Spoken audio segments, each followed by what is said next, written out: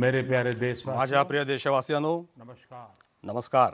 हम सबको पता है आपल्या सर्वांना माहीत आहे की आज मेजर मेजर ध्यानचंदजी यांची जयंती आहे और हमारा देश आणि आपला देश उनकी स्मृति त्यांच्या स्मृतिप्रित्यर्थ हा दिवस राष्ट्रीय क्रीडा दिन म्हणून साजरा करत असतो। मैं सोच रहा था मी विचार करत होतो कि शायद की कदाचित इस समय सध्या मेजर ध्यानचंदजी जिथे कुठे असतील बहुत ही खूपच खुश असतील, अनुभव करती हुई कारण संपूर्ण जगात भारताच्या हॉकीचा डंका वाजवण्याचं काम ध्यानचंदजी यांच्या हॉकीनं केलं होतं और 4 दशक आणि आज 4 दशकानंतर करीब करीब 41 जवळजवळ 41 वर्षांनी भारत के नव भारताच्या नवयुवा वर्गानं बेटे पुत्रांनी आणि कन्यांनी हॉकी के अंदर भारतीय हॉकीत पुन्हा एकदा प्राण फुंकले आहेत आणि कितने ही पदक देशानं कितीही पदकं मिळवली लेकिन जब तरी जोपर्यंत हॉकीमध्ये देशाला पदक मिळत नाही का कोई भी तोपर्यंत कुठल्याही भारतीयाला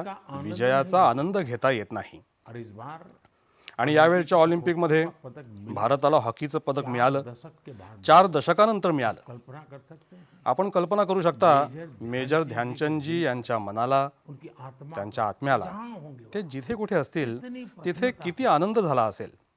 और ध्यानचंद जी का पूरा ध्यानचंदजींचं संपूर्ण जीवन खेल को खेळाला समर्पित होतं और इसलिए आज आणि म्हणूनच आज ज्यावेळी देशाच्या नवयुवा वर्गात हमारे बेटे आपल्या मुलामुलींमध्ये खेल के प्रति खेळाविषयी जे आकर्षण दिसून येत आहे, माता आई वडिलांनाही मुलं खेळामध्ये पुढे जात असताना पाहून आनंद वाटतोय।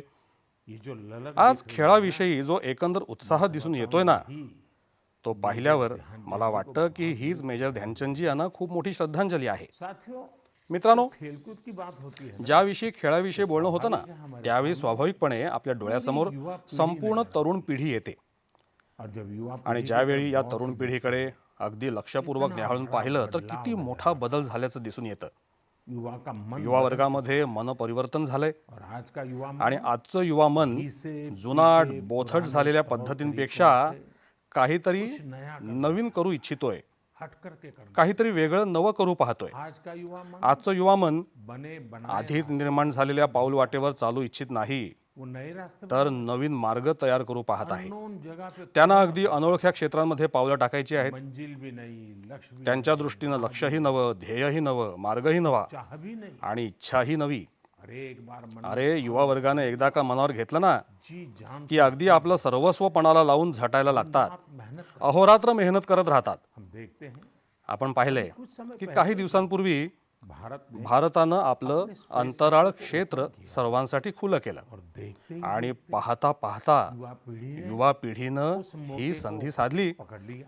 आणि त्याचा लाभ घेण्यासाठी महाविद्यालयांमधले विद्यार्थी, विद्यापीठ, खाजगी क्षेत्रामध्ये कार्यरत असलेले नवतरुण अगदी हिरिरीने पुढे आले आहेत और मुझे पक्का आणि मला पूर्ण विश्वास आहे आने वाले येणाऱ्या दिवसांमध्ये अशा उपग्रहांची संख्या जास्त असेल satellites की होगी ज्यात आमच्या युवा वर्गाचं, आमच्या विद्यार्थ्यांचं, हमारे आमच्या महाविद्यालयांचं, आमच्या विद्यापीठांचं, प्रयोगशाळांमध्ये काम करणाऱ्या विद्यार्थ्यांचं खूप मोठं योगदान असेल। इसी तरह याचप्रमाणे आज जहाँ भी आज कुठेही पहा, परिवार में कोणत्याही कुटुंबामध्ये गेलात आणि कितीही संपन्न परिवार असेल, सुशिक्षित कुटुंब असेल, लिखे परिवार हो, पण जर तुम्ही लेकिन अगर त्या कुटुंबातल्या युवा पिढीसोबत बोललात तर ते काय म्हणतात?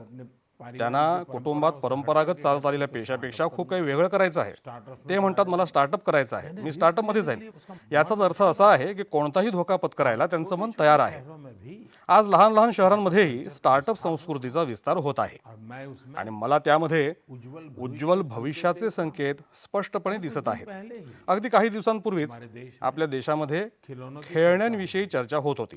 देखते ही देख पाहता पाहता जब हमारे जेव्हा आपल्या देशातल्या युवा वर्गाचं लक्ष या विषयाकडे वळलं में ठान लिए कि तेव्हा त्यांनीही मनात निश्चय केला की जगात भारताच्या खेळण्यांना वेगळी ओळख कशी निर्माण करून देता येईल आणि नवनवीन प्रयोग सुरू केले। खिलौना का बहुत बड़ा आणि जगामध्ये खेळण्यांची खूप मोठी बाजारपेठ आहे, 6 ते 7 लाख कोटी रुपयांची बाजारपेठ आहे। कम है। पण आज त्यात भारताचा वाटा फारच कमी आहे। पण खेळणी कशी बनवली पाहिजेत, खेळण्यांमध्ये वैविध्य कसं असलं पाहिजे, खेळण्यांमध्ये तंत्रज्ञान नेमकं कसं असावं, मुलांच्या मानसिकतेचा विचार करून त्या अनुरूप खेळणं कसं असावं, उसकी ओर ध्यान केंद्रित। आज आपला देशातला युवा वर्ग त्यावर लक्ष केंद्रित करत आहे, काहीतरी योगदान देऊ पाहतोय. साथियों, एक और बात मित्रांनो, आणखी एक गोष्ट मन को खुशी जी मनाला खूप आनंद देणारी तर आहेच और आणि विश्वास अधिक जास्त दृढ करणारी आहे. और वो क्या है, कभी ही गोष्ट कोणती, तुम्हाला कधी ती जाणवली आहे? आमतौर पर हमारे सर्वसाधारणपणे आपली एक वृत्ती बनली होती, होती है असं तर व्हायचं, चालायचंच, असंच असतं. पण आता माझ्या हे लक्षात येते की माझ्या देशाची युवा मानसिकता आता सर्वोत्कृष्टतेच्या दिशेनं जाण्यासाठी स्वतःचं मन केंद्रित करत आहे, काम सर्वोत्तम करू इच्छित आहे, तसंच कोणतंही काम सर्वोत्तम पद्धतीनंच करू पाहत आहे. ये भी ही बाब सुद्धा राष्ट्राच्या दृष्टीनं एक खूप मोठी ताकद बनून उदयाला येणार आहे. साथ ही इस बार मित्रांनो, यंदाच्या ऑलिम्पिक स्पर्धांनी खूप मोठा प्रभाव निर्माण केला आहे. ओलंपिक के खेल ऑलिम्पिक क्रीडा स्पर्धा संपल्या, अभी पैरालंपिक आता दिव्यांगांच्या ऑलिम्पिक स्पर्धा सुरू आहेत. देश को आपल्या भारतानं क्रीडा जगतामध्ये जो काही पराक्रम केला विश्व की तुलना तो विश्वाच्या तुलनेत भलेही कमी असेल, में विश्वास पण ह्या स्पर्धांनी विश्वास निर्माण करण्याचं खूप मोठं काम केलं. आज युवा वर्ग खेळ सामने फक्त पाहतोच असं नाही, लेकिन वह तर त्याच्याशी संलग्न इतर संधींकडेही लक्ष देत आहे. उसके पूरे क्रीडा क्षेत्राशी संबंधित संपूर्ण परिसंस्था अगदी बारकाईनं पाहत आहे. उसके या सामर्थ्य संपूर्ण व्यवस्थेचं सामर्थ्य जाणून घेत आहे आणि किसी न किसी येणकेण प्रकारे स्वतःला या व्यवस्थेशी जोडू इच्छित आहे.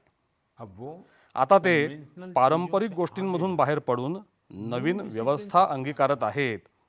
और आणि माझ्या देशवासियांनो, जब इतना आता या बदलानं इतकी गती पकडली आहे की प्रत्येक कुटुंबात खेळ या विषयावर चर्चा सुरू झाली आहे. आप ही बताइए मुझे, आता तुम्हीच मला सांगा, ये मोमेंट बदलाचा हा वेग थांबलेला चालेल का, हमने देना, थबकलेला चालेल का? रुकने देना तर अजिबात नाही. नहीं।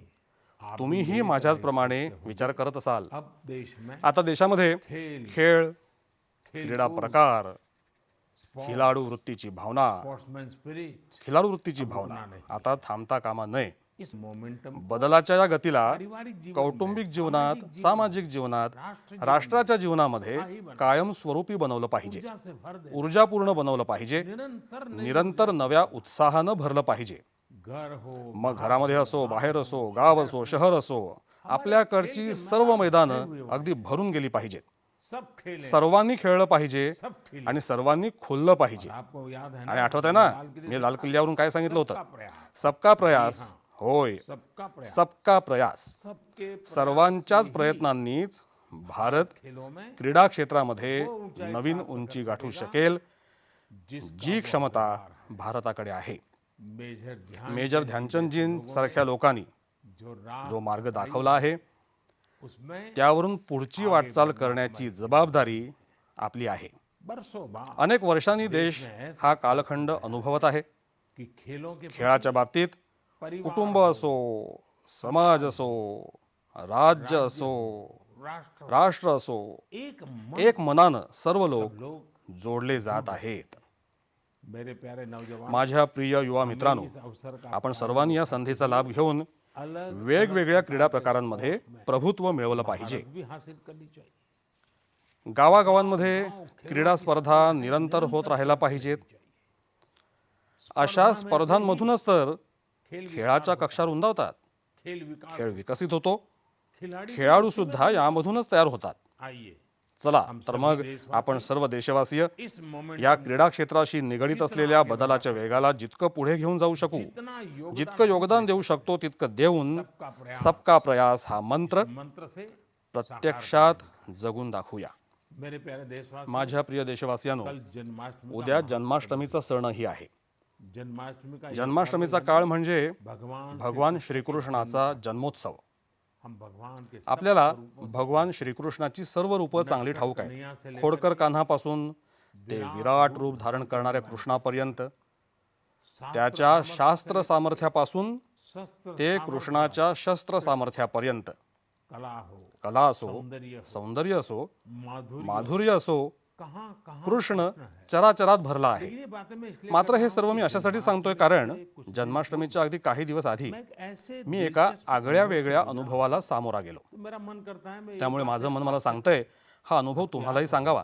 इस तुम्हा सर्वांना आठवत असेल, याच महिन्यात 20 तारखेला भगवान सोमनाथ मंदिराच्या काही विकास कामांचं लोकार्पण केलं गेलं. किया गया. सोमनाथ सोमनाथ मंदिरापासून 3 ते 4 किलोमीटर अंतरावरच भालका तीर्थ, भालका तीर्थ आहे. ये भालका तीर्थ याच ठिकाणी भगवान श्रीकृष्णानं भगवान श्री कृष्ण ने या भूतलावरचे आपले अखेरचे क्षण व्यतीत केले होते. एक प्रकार से एक प्रकारे या भूलोकातल्या भगवंताच्या लीलांचा समारोप या स्थानावर झाला होता. ट्रस्ट द्वारा सोमनाथ न्यासाच्या वतीनं या संपूर्ण क्षेत्रामध्ये अनेक विकास कामं सुरू आहेत. मैं भालका भालका तीर्थ आणि तिथे होत असलेल्या कामांविषयी विचार करत असताना माझं लक्ष एका सुंदरशा कला पुस्तकानं वेधलं. एक सुंदर सी आर्ट बुक पर पड़ी. हे पुस्तक किताब माझ्या निवासस्थानाबाहेर कोणीतरी माझ्यासाठी ठेवून गेलं होतं. इसमें या ग्रंथामध्ये भगवान श्रीकृष्णाच्या अनेक रूपांची अनेक भव्य चित्र होती. बड़ी ही सर्व चित्र अतिशय मोहक होती. विशेष म्हणजे ती अर्थपूर्ण सुद्धा होती. मैंने किताब जसजशी या पुस्तकाची पानं उलटायला मी प्रारंभ केला तसतशी या पुस्तकानं माझी जिज्ञासा अधिकच चाळवली. ज्यावेळी ते पुस्तक पाहिलं आणि त्यातली सर्व चित्र पाहून झाली त्यावेळी तिथे माझ्यासाठी एक संदेश दिसला. तो संदेश वाचल्यानंतर मला वाटलं की त्या व्यक्तीला आपण भेटलंच पाहिजे. जी व्यक्ती माझ्या घराबाहेर पुस्तक ठेवून गेली आहे तिला भेटलंच पाहिजे. मेरी ऑफिस में तेव्हा मग आमच्या कार्यालयानं त्या व्यक्तीशी संपर्क साधला. दुसऱ्या दिवशी त्या व्यक्तीला बोलावण्यात आलं और मेरी आणि मला औत्सुक्य एवढं वाटत होतं बुक को देख या कला पुस्तकाला पाहून, श्रीकृष्णाच्या विविध रूपांना पाहून. या औत्सुक्यापोटी माझी भेट झाली जदुरानी दासीजी यांच्याशी. वे अमेरिकन है, त्या अमेरिकी आहेत. जन्म अमेरिका, त्यांचा जन्म अमेरिकेतला, लालन त्यांचं पालन पोषणही अमेरिकेत झालंय. जदुरानी जदुरानी दासीजी इस्कॉन इस्कॉनच्या आहेत. हरे कृष्ण मुंबई हरे कृष्ण चळवळीतले आहेत. और उनकी एक आणि त्यांचं एक खूप मोठं वैशिष्ट्य आहे, भक्ति त्या भक्ती कलेमध्ये निपुण आहेत. आप जानते हैं तुम्हाला माहीतच असेल, आता 2 दिवसांनीच म्हणजे 1 सप्टेंबरला इस्कॉन इस्कॉनचे संस्थापक श्रील प्रभुपाद स्वामीजी यांची 125वी जयंती आहे. जदुरानी दास जदुरानी दासीजी याच अनुषंगानं भारतात आल्या होत्या. सामने बड़ा सवाल माझ्या मनामध्ये एक खूप मोठा प्रश्न उभा राहिला. ज्यांचा जन्म अमेरिकेत झाला आहे, जी व्यक्ती भारतीय मानसिकतेपासून खूप दूर आहे, वो आखिर तरीही त्या व्यक्तीनं भगवान श्रीकृष्णाची इतकी मनमोहक चित्र कशी काय बनवली असतील. से लंबी मी बात, त्यांच्याशी बराच वेळ बोललो, लेकिन मैं पण आमच्या चर्चेतला काही भागच मी तुम्हाला ऐकू इच्छितोय. Jadurani ji, Hare Krishna. I have read a little about bhakti art, but tell our listeners more about it. Your passion and interest towards it is great. So, Bhakti art, we have one article in the Bhakti Art Illuminations which explains how this art is not coming from the mind or imagination, but it's from the ancient Vedic scriptures like Brahma Samhita, Venum Karayani Patitam Skalitam Sikanda, from the Goswamis of Vrindavan, from Lord Brahma himself, Ishvara Paramakrishna Sachidananda Vigraha, how he carries the flute, how all of his senses can act for any other sense. And Srimad Bhagavatam, Varaha Bitang Natavaravapum Karnayo Karnikaram, everything. He wears a karnikar flower on his ear. He makes the impressions of his lotus feet all over the land of Vrindavan. The cowherd boys sing of his glories. His flute attracts the hearts and minds of all fortunate beings. So everything is from the ancient Vedic scriptures. And the power of the scriptures, which are coming from transcendental personalities and the pure devotees who are bringing it, the art has their power. And that's why it's transformational. It's not my power at all. Jadurani ji, I have one different type of question for you. Since 1966, in a way, and from 1976 physically, you have been associated with India for long. Will you please tell me, what does India mean to you? Prime Minister Ji, India means everything to me. I was mentioning, I think, to the Honorable President a few days ago that India has come up so much in technical advancement and following the West very well with Twitter and Instagram and iPhones and big buildings and so much facility. But I know that that's not the real glory of India. What makes India glorious is the fact that Krishna himself, the Avatari, appeared here. And all the avatars appeared here. Lord Shiva appeared here. Lord Ram appeared here. All the holy rivers are here. All the holy places of Vaishnava culture are here. And so India, especially Vrindavan, is the most important place in the universe. Vrindavan is the source of all the Vaikuntha planets, the source of Dwarka, the source of the whole material creation. So I love India. Thank you Jadurani ji. Hare Krishna. साथियों, मित्रांनो, दुनिया के लोग जगातले लोक जेव्हा आज भारतीय अध्यात्म आणि तत्वज्ञान याविषयी इतका मोठा विचार करतात, तेव्हा आपली ही जबाबदारी आहे की आपण आपल्या महान परंपरा अशाच पुढे नेल्या पाहिजेत. जो कालबाह्य ज्या कालबाह्य परंपरा आहेत त्या तर सोडायच्याच आहेत, लेकिन जो काल पण ज्या कालातीत आहेत त्यांना पुढे नेलंच पाहिजे. हम अपने पर्व आपण आपले उत्सव सण साजरे करताना त्यामागचा वैज्ञानिक दृष्टिकोन समजून घेतला पाहिजे, त्यामागचा अर्थ जाणून घेतला पाहिजे. इतकंच नाही तर प्रत्येक सण साजरा करण्यामागे कोणता ना कोणता संदेश आहे, कोणता ना कोणता संस्कार आहे, आपण तो जाणून घेतला पाहिजे, जगलाही पाहिजे. आणि त्याचबरोबर आपल्या येणाऱ्या पिढीकडे हा संस्कार वारसा म्हणून आपल्याला सोपवायचा आहे. मी पुन्हा एकदा सर्व देशवासियांना जन्माष्टमीच्या खूप खूप शुभेच्छा देतो. मेरे प्यारे देशवासी, माझ्या प्रिय देशवासियांनो, इस कोरोना या कोरोना कालखंडामध्ये स्वच्छता स्वच्छतेविषयी मला जितकं काही सांगायचं बोलायचं होतं लगता है शायद त्यात कदाचित काही कमतरता राहून गेली असेल. मुझे भी लगता है कि मलाही वाटतंय की स्वच्छता अभियानाकडे आपल्याला तसूभरही दुर्लक्ष करून चालणार नाही. राष्ट्र निर्माणासाठी सर्वांच्या प्रयत्नांमधूनच कसा सर्वांचा विकास होऊ शकतो याची उदाहरणं आपल्या सर्वांना प्रेरणादायी ठरतात. आणि आपणही असंच काही करावं यासाठी नवीन ऊर्जा निर्माण होते, नया विश्वास, नव्यानं विश्वास येतो हमारे आणि हा विश्वासच आपल्या संकल्पांना नवसंजीवनी देत असतो. हे आपण सर्वजण चांगलंच जाणून आहोत की स्वच्छता अभियानाविषयी चर्चा सुरू झाली की इंदूरचं नाव पुढे येतं. क्योंकि कारण इंदूरनं स्वच्छतेविषयी स्वतःची एक वेगळी आणि विशेष ओळख निर्माण केली आहे. और इंदौर के आणि त्यासाठी इंदूरचे नागरिक नागरिक भी है. अभिनंदनाला पात्र सुद्धा आहेत. आपलं हे इंदूर शहर अनेक वर्षांपासून स्वच्छ भारत क्रमवारीत प्रथम क्रमांकावर कायम आहे. अब इंदौर के लोग आता इंदूरचे लोक स्वच्छ भारताच्या या क्रमवारीत पहिलं येण्याचं समाधान मानून हातावर हात ठेवत शांत बसू इच्छित नाहीत, तर त्यांना आणखी पुढे जायचंय, काहीतरी नवीन करायचं आहे. आणि त्यांनी आता तसा मनोमन निश्चयही केला आहे. त्यांना इंदूरला वॉटर प्लस सिटी बनवायचं आहे. त्यासाठी इंदूरकर सर्वतोपरी झटत आहेत. सिटी यानी वॉटर प्लस सिटी याचा अर्थ असं शहर जिथे कोणत्याही प्रक्रियेविना कोई कुठल्याही प्रकारचं सांडपाणी 30 साल कोणत्याही सार्वजनिक जलस्रोतांमध्ये सोडण्यात येत नाही. यहाँ के इथल्या नागरिकांनी खुद आगे स्वतःहून पुढाकार घेऊन आपल्या सांडपाणी वाहिन्या लाइन से जो सांडपाणी प्रक्रिया करणाऱ्या प्रकल्पांना जोडल्या आहेत. स्वच्छता अभियानही सुरू ठेवलं आहे. आणि आता या कारणांमुळे सरस्वती आणि कान्ह या नद्यांमध्ये सोडलं जाणारं घाणेरडं पाणीही बऱ्याच प्रमाणात कमी झालं आहे आणि आता सुधारणा दिसून येत आहेत. जब हमारा देश आज आपला देश स्वातंत्र्य प्राप्तीचा अमृत महोत्सव साजरा करत असताना हमें याद रखना आपण एक गोष्ट लक्षात ठेवली पाहिजे की स्वच्छ भारत मोहिमेचा संकल्प आपल्याला कधीही सोडून देता येणार नाही. नहीं पड़ने देना है.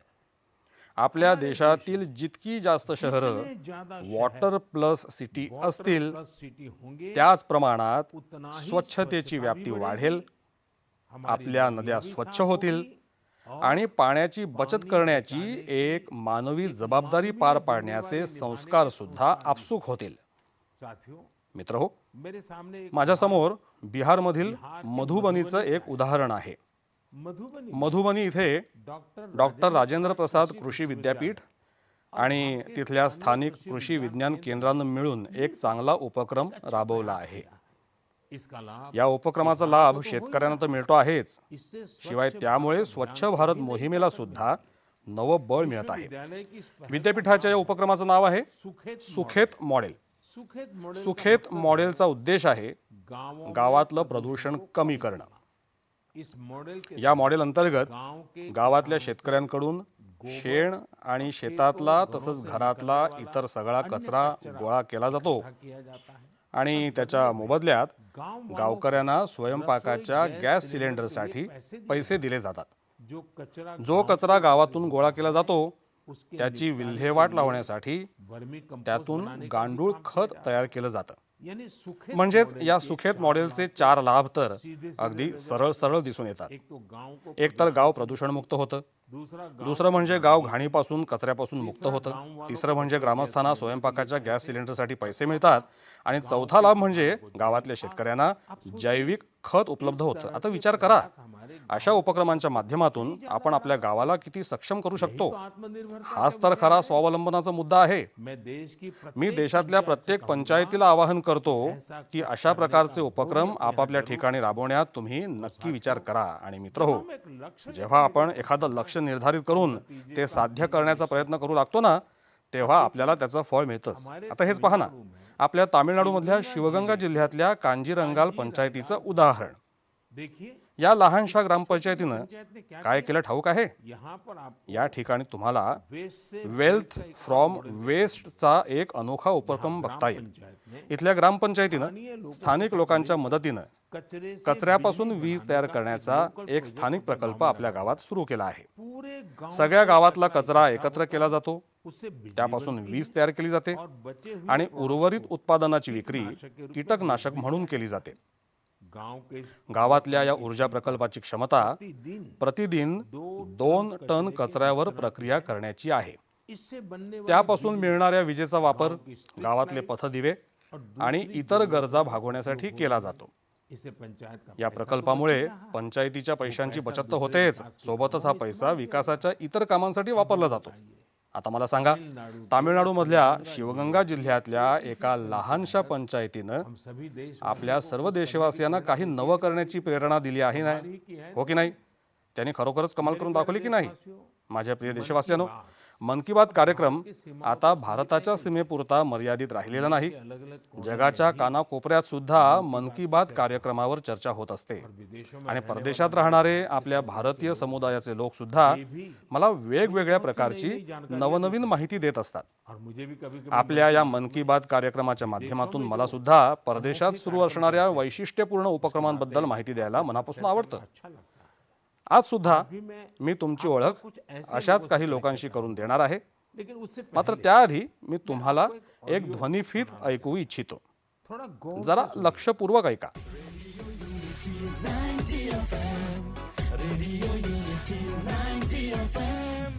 नमो नमः सर्वेभ्यः. मम नाम गंगा.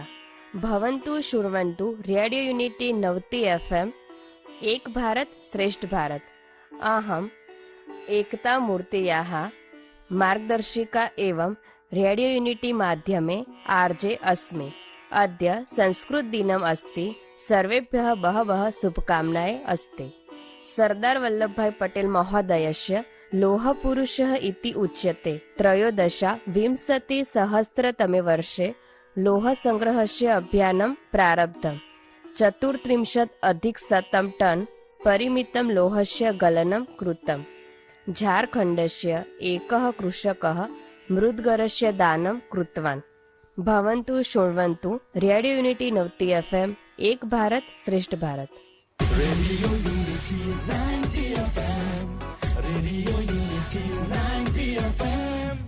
साथियों मित्रहो, भाषा तो आप ही भाषा तर तुम्ही नक्कीच ओळखली असेल. रेडियो पर हा रेडिओवर संस्कृत भाषेत संवाद सुरू आहे और जो बात आणि हा संवाद साधणारे आहेत वो है RJ Ganga. RJ Ganga. RJ RJ Ganga Gujarat या गुजरातच्या रेडिओ जॉकी समूहातल्या एक सदस्य आहेत. उनके आरजे नीलम, आरजे गुरु आणि आरजे हेतल हे त्यांचे आणखी काही सहकारी आहेत. ये सभी लोग हे सर्वजण मिलकर गुजरातमध्ये गुजरात में केवडिया इथं संस्कृत भाषेचा मान वाढवण्याचं काम करत आहेत. खाने में जुटे हुए हैं. आणि आपको मालूम आपल्याला हे माहिती आहे ना, ये केवड़िया केवडिया म्हणजे असं ठिकाण आहे जिथे आपल्या देशाचा मानबिंदू असणारा जगातला सर्वात उंच पुतळा स्टॅच्यू ऑफ युनिटी, आपल्या देशाचा गौरव उभा आहे. है उस केवड़िया के में. त्या केवडियाबद्दल मी बोलतोय. और ये सब आणि हे सर्व रेडिओ जॉकी है एकाच वेळी वेगवेगळ्या भूमिका निभावत असतात. एक गाइड के रूप में भी ते मार्गदर्शक म्हणून सेवा देतात आणि त्याचबरोबर community radio initiative radio unity 90 FM सुद्धा चालवतात. पालन भी करते हैं. हे आरजे आपल्या श्रोत्यांसोबत संस्कृत भाषेत संवाद साधतात आणि संस्कृत भाषेतच माहिती सुद्धा देत असतात. साथियों मित्रहो, यहाँ संस्कृत के आपल्याकडे संस्कृत बद्दल म्हटलं गेलंय, अमृतम संस्कृतम मित्र सरसम सरलम वचः एकता मूलकम राष्ट्रे ज्ञान विज्ञान पोषकम. अर्थात आपली संस्कृत भाषा सरस सुद्धा आहे आणि सरळ अर्थात सोपी सुद्धा आहे. संस्कृत भाषा आपल्या विचारांच्या आणि आपल्या साहित्याच्या माध्यमातून ज्ञान विज्ञान आणि राष्ट्राच्या एकतेचं पोषण करते, सक्षमीकरण करते. संस्कृत साहित्यातील मानवतेचं आणि ज्ञानाचं दिव्य तत्वज्ञान कुणालाही आकर्षित करू शकतं. अलीकडेच मला परदेशात संस्कृत शिकवण्याचं प्रेरक कार्य करणाऱ्या काही लोकांबद्दल माहिती मिळाली. असेच एक महानुभाव आहेत श्रीयुत रटगर कॉर्टेन हॉर्स्ट, जे आयर्लंडमधले संस्कृतचे विद्वान आणि शिक्षक आहेत आणि ते तिथल्या मुलांना संस्कृत भाषा शिकवतात.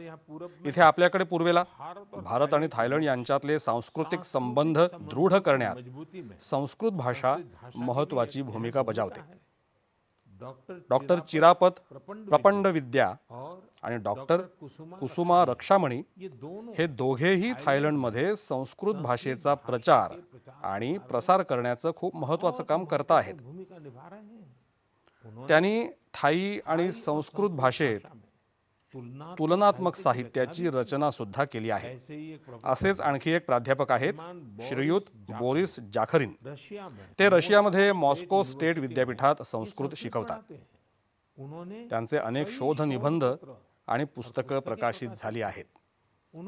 त्यांनी अनेक संस्कृत पुस्तकांचा रशियन भाषेत अनुवाद सुद्धा केला आहे. याच प्रकारे विद्यार्थ्यांना संस्कृत भाषा शिकवणाऱ्या अनेक महत्त्वाच्या संस्थांमध्ये ऑस्ट्रेलियातल्या सिडनी संस्कृत स्कूलचाही समावेश होतो. या सर्व संस्था मुलांसाठी संस्कृत व्याकरण शिबिरं, संस्कृत नाटकं आणि संस्कृत दिवस अशा उपक्रमांचं आयोजन सुद्धा करत असतात. मित्रहो, अलीकडच्या काळात झालेल्या अनेक प्रयत्नांमुळे संस्कृत भाषेबद्दल एक नवी जागरूकता निर्माण झाली आहे. आता आपणही त्यासाठी योगदान वाढवण्याची वेळ आली आहे. आपला वारसा जोपासणं, सांभाळणं, नव्या पिढीकडे सोपवणं हे आपलं सर्वांचं कर्तव्य आहे आणि भावी पिढीचा तो अधिकार सुद्धा आहे. आता या कामांसाठी सर्वांनीच एकत्रित प्रयत्न करण्याची वेळ आली आहे, ते वाढवण्याची वेळ आली आहे. मित्रहो, जर अशा प्रकारचे प्रयत्न करणाऱ्या एखाद्या व्यक्तीला तुम्ही ओळखत असाल, अशा एखाद्या व्यक्तीची माहिती तुमच्याकडे असेल तर कृपया #सेलिब्रेटिंग संस्कृत या हॅशटॅगसह समाज माध्यमांवर अशा व्यक्तीशी संबंधित माहिती नक्की सामायिक करा.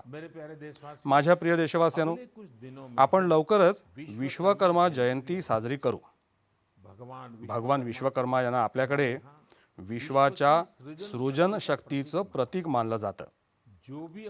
जे जे आपल्या अंगी असणाऱ्या कौशल्यातून एखाद्या वस्तूची निर्मिती करतात, सृजन करतात, मग ते शिवणकाम किंवा विणकाम असो, सॉफ्टवेअर असो किंवा उपग्रहाशी संबंधित काम असो, या सर्वच कृतींमधून भगवान विश्वकर्मांचं अस्तित्व प्रकट होत असतं. जगात आज जरी कौशल्यांचा गाजावाजा नव्या पद्धतीनं होत असला तरी आपल्या ऋषीमुनींनी मात्र हजारो वर्षांपूर्वीच कौशल्य आणि प्रमाण या बाबींवर भर दिला होता. त्यांनी कौशल्य, हुन्नर, हुशारी यांची श्रद्धेशी सांगड घालून आपल्या दैनंदिन जीवनमानाचा एक भाग बनवला आहे. आपल्या वेदांनी सुद्धा अनेक सूक्त भगवान विश्वकर्मा यांना समर्पित केली आहेत. निसर्गातली कितीही मोठी रचना असो, जगात जी काही नवी आणि मोठमोठी कामं झाली आहेत त्या सर्वांचं श्रेय आपल्या शास्त्रांनी भगवान विश्वकर्मा यांनाच दिलं आहे. हे एक प्रकारे याच गोष्टीचं निदर्शक आहे की जगात विकास आणि नावन्याशी संबंधित जी काही कामं होतात ती कौशल्यांच्याच माध्यमातून होतात. भगवान विश्वकर्मा यांच्या जयंती आणि पूजेमागे हीच भावना आहे. आपल्या शास्त्रात असंही म्हटलं आहे, विश्वस्य कृतस्य कर्म व्यापारः सह विश्वकर्मा. अर्थात सृष्टी आणि निर्मितीशी संबंधित सर्व कामं जो करतो तो विश्वकर्माच आहे. आपल्या शास्त्रांच्या मते आपल्या अवतीभोवती निर्मिती आणि सृजनात गुंतलेले जे कुशल लोक आहेत ते सगळेच भगवान विश्वकर्मा यांचा वारसा पुढे चालवत आहेत. त्यांच्याशिवाय जगण्याची कल्पना सुद्धा आपण करू शकणार नाही. विचार करून बघा, तुमच्या घरी विजेशी संबंधित काही अडचणी उद्भवल्यात आणि त्या दुरुस्त करणारा मिळाला नाही तर काय होईल? तुम्ही किती त्रासून जाल. आपलं जगणं अशाच अनेक कौशल्यपूर्ण लोकांमुळे सुसह्य होत राहिलं आहे.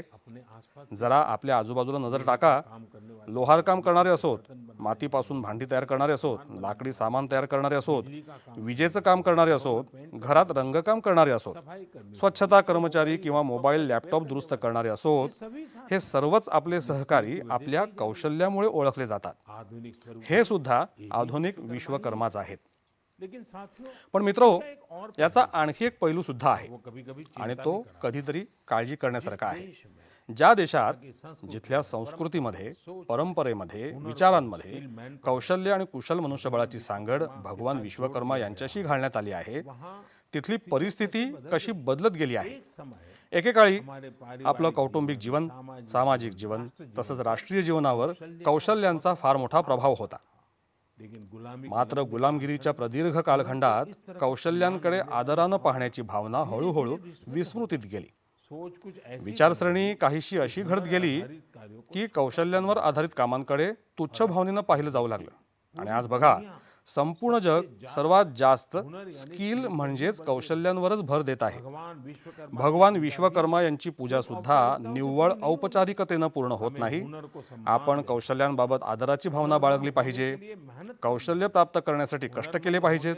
आपण कौशल्यपूर्ण असल्याचा अभिमान बाळगला पाहिजे. जेव्हा आपण काही ना काही नवं करू, नाविन्यपूर्ण करू, नवनिर्माण करू, ज्यामुळे आज आपल्या समाजाचं हित होईल, लोकांचं जगणं सोपं होईल, तेव्हा आपली विश्वकर्मा पूजा खऱ्या अर्थानं सार्थकी लागेल. आज जगात अंगी कौशल्य असणाऱ्या लोकांसाठी अनेक संधी उपलब्ध आहेत. प्रगतीचे अनेक मार्ग अंगी कौशल्य असणाऱ्यांसाठी खुले झाले आहेत. चला तर मग यावेळी आपण भगवान विश्वकर्मा यांच्या पूजेनिमित्त श्रद्धेसोबतच त्यांचा संदेशही अंगी बाळगण्याचा संकल्प करूया. आपल्या पूजेचा भाव हाच असला पाहिजे की आपण कौशल्यांचं महत्त्व ओळखलं पाहिजे आणि अंगी कौशल्य असणाऱ्या सर्वांना, मग तो कोणतंही काम करणारा असो, आदरानं वागूया. माझ्या प्रिय देशवासियांनो, ही वेळ आपल्या स्वातंत्र्य प्राप्तीच्या 75व्या वर्षाची आहे. ह्या वर्षभरात तर आपण रोजच नवा संकल्प करायचा आहे, नवा विचार करायचा आहे आणि काही नवं करण्याची आपली आवड वाढवायची आहे. आपला भारत जेव्हा स्वातंत्र्य प्राप्तीची 100 वर्ष पूर्ण करेल, तेव्हा आपण आज केलेले संकल्पच देशाच्या यशाची पायाभरणी करताना दिसून येतील. म्हणूनच ही संधी आपल्याला सोडून चालणार नाही. आपल्याला यासाठी जास्तीत जास्त योगदान द्यायचं आहे. आणि हे प्रयत्न करत असतानाच आणखी एक गोष्ट आपण लक्षात ठेवायची आहे, ती म्हणजे दवाई भी कडाई भी. देशभरात 62 कोटींपेक्षा जास्त लसींचे डोस देण्यात आले आहेत. मात्र तरी सुद्धा आपण काळजी घ्यायची आहे, दक्षता बाळगायची आहे. आणि हो, नेहमीप्रमाणे जेव्हा तुम्ही काही नवं कराल, नवा विचार कराल, तेव्हा मलाही त्याबद्दल अवश्य सांगा. मी तुमच्या पत्रांची आणि संदेशाची वाट बघतोय. याच सदिच्छेसह तुम्हा सर्वांना येणाऱ्या सर्व सणांनिमित्त पुन्हा एकदा अनेकानेक शुभेच्छा. मनापासून आभार. नमस्कार.